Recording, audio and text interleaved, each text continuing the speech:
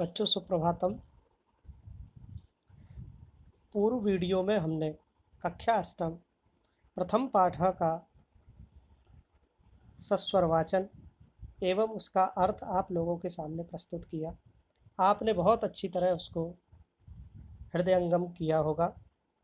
अब हम प्रथम पाठ का अभ्यास आपके सामने प्रस्तुत करते हैं।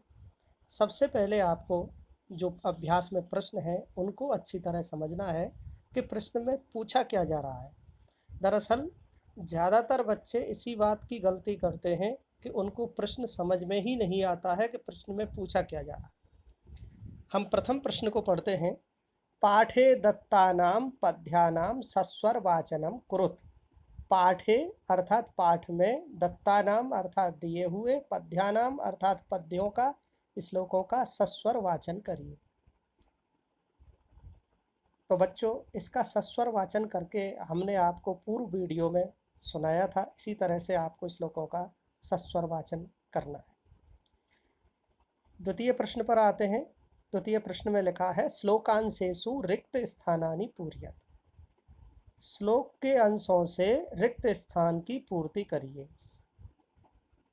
तो जो श्लोक में लाइन लिखी है, जो श्लोक में पंक्ति है, उसी पंक्ति को पूरा करना है। बहुत सरल है।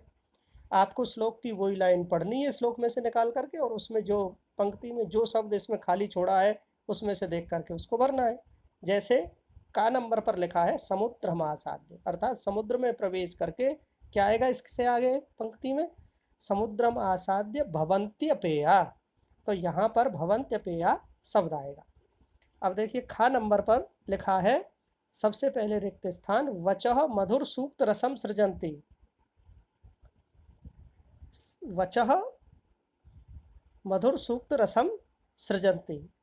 वचः अर्थात वाणी को मधुर सूक्त रसम, मधुर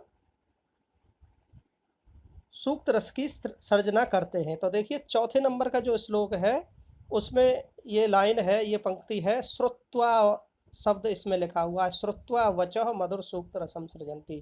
ये जो पंक्ति है इसमें दिया है, तो इसको देख करके इसमें से भर देना है श्रुत्वा, सुन करके। अब आगे देखिए तदभाग देयम, गा नंबर पर लिखा है तदभाग देयम, और फिर है पशुनाम। तो पंक्ति को देखने पर आपको ज्ञात होगा तदभाग देयम पशुनाम के बीच में एक शब्द आएगा परमम, परमम पशुनाम। घा नंबर पर देखिए विद्याफलम, विद्याफलम और फिर लास्ट में लिखा है कृपणस्य सौख्यम। तो विद्याफलम के बाद में जो शब्द है वो है विद्याफलम व्यसनिनः, व्यसनिनः। इसी प्रकार से आगे देखते हैं पौरुषम विहाय, यह पौरुष को छोड़कर जो दैवम, दैवम शब्द आएगा रिक्त स्थान में, दैवम अवलंबते। आप समझ गए होंगे कि ये सारे शब्द जो है श्लोक में से भरने हैं। चिंतनिया ही विपदाम, चिंतनिया ही विपदाम के बाद में आया है, चिंतनिया ही विपदाम के बाद में आया है आपका आदावैव। चिंतनिया ही विपदाम में ये देखिए आदावैव प्रतिक्रिया, आदावैव शब्द आया है, तो हमको वो आदावैव शब्द ही इसमें भरना है। आगे देखते हैं। आगे वाला प्रश्न जो है वो 3 नंबर पर प्रश्न है। उसमें लिखा है प्रश्नानाम उत्तराणि एक पदेन लिखा। प्रश्नों के उत्तर एक पद में लिखने हैं। पहला प्रश्न है व्यसनिनः किम नश्यति। बच्चों आपको अर्थ समझना है, व्यसनी व्यक्ति का क्या नष्ट हो जाता है। तो आपको श्लोक में देखिए, श्लोक में आया है विद्या फलम व्यसनिनः, व्यसनी व्यक्ति का विद्या का फल नष्ट हो जाता है, तो इसका उत्तर आएगा विद्या फलम। कस्य यशः नश्यति, किसका यश नष्ट हो जाता है, अर्थात प्रसिद्धि किसको नहीं मिलती, लुब्धस्य। श्लोक में आया है लुब्धस्य नश्यति यशः, तो इसका उत्तर एक शब्द में लिखना है, आपको लिखना है लुब्धस्य। मधुमक्षिका किम जनयति, मधुमक्खी की क्या पैदा करती है, तो मधुमक्खी क्या पैदा करती है, शहद। शहद को संस्कृत में कहते हैं माधुर्यम, तो इसका अर्थ आएगा माधुर्यम। मधुर सूक्त रसम के सृजंती, मीठी बातों की रचना कौन करते हैं, तो इसका उत्तर आएगा बच्चों कौन करते हैं, संतः, सज्जन लोग। अर्थिनः केभ्यः विमुखा न यान्ति, मांगने वाले लोग किनके सामने से विमुख नहीं होते, यानी मांगने वाले लोग जो है किसके सामने जा कर के सारी चीज़ों को प्राप्त कर लेते हैं। तो वो श्लोक हमने पढ़ा था पूर्व वीडियो में, उसमें था वृक्ष। तो किनके सामने? वृक्षों के सामने। सामने तो इसका उत्तर आएगा वृक्ष। अधोलिखित तद्भव शब्दानाम कृते, नीचे लिखे हुए तद्भव शब्दों के लिए पाठ से चुन करके संस्कृत शब्द लिखने हैं। तद्भव का अर्थ होता है बच्चों हिंदी शब्द, और उसके लिए क्या लिखना है? संस्कृत लिखना है। जैसे कड़वा, कड़वा के लिए आया है इसमें कटुकम, तो आपको भर देना है कटुकम। ऐसे ही पूछ, पूछ के लिए है पुच्छः, श्लोक में आया पुच्छः विषाणहीन, तो यहाँ आपको पुच्छ लिखना है। लोभी, लोभी का संस्कृत होता है लुब्ध। मधुमक्खी, मधुमक्खी का संस्कृत शब्द होता है मधुमक्षिका। ऐसे ही तिनका शब्द जो है उसका संस्कृत शब्द होता है तृणम। अब देखिए प्रश्न नंबर 5 में है, नीचे लिखे हुए वाक्यों में कर्तृपद क्रियापद च चित्वा लिखत, कर्ता लिखना है और क्रिया लिखनी है। अब देखिए पहला है निर्गुणम प्राप्य भवंती दोषा, निर्गुण को प्राप्त करके भवंती माने हो जाते हैं, दोषा माने दोष। तो इसमें भवंती शब्द तो क्रिया है और दोषा शब्द कर्ता है, तो आपको कर्ता के नीचे लिखना है दोषा और क्रिया के नीचे लिखना है भवंती। गुड़ गुड़ज्ञेषु गुड़ा भवंती, जैसा पहला है ऐसे ही इसमें है। भवंती शब्द क्रिया है और गुड़ा शब्द कर्ता है, तो कर्ता के रूप में आपको गुड़ा लिखना है और क्रिया के रूप में भवंती। मधुमक्षिका माधुर्यम जनियेत, माधुर्यम जनियेत, मधुमक्खी के द्वारा माधुर्य की पैदा होती है, तो माधुर्य का जन्म होता है, माधुर्य पैदा करती है, शहद को जन्म देती है। तो इसमें आपको लिखना है जनियेत शब्द तो क्रिया है और माधुर्यम करता है। पिशुनस्य मैत्री यशः नाशयति, तो पिशुनस्य मैत्री, पिशुन की चुगलखोर की मित्रता यश को नाश कर देती है। तो चुगलखोर की मित्रता जो है वो करता है, पिशुनस्य मैत्री, और नाशयति इसमें क्रिया है।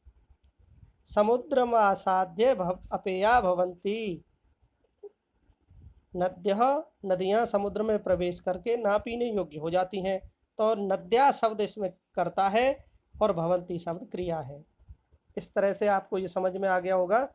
अब आते हैं प्रश्न नंबर 6, रेखांकित पदानि आधृत्य, रेखांकित शब्दों के आधार पर प्रश्न निर्माण करना है। बच्चों प्रश्न निर्माण करने से पहले आपको अच्छी तरह सेंटेंस को पढ़ना है और उसको हिंदी में समझना है, तब आपको प्रश्न बनाना है। और ये प्रश्न जो है किम शब्द जो होता है क्या, उसके शब्द रूप से बनते हैं, वो शब्द रूप आपको याद होने चाहिए।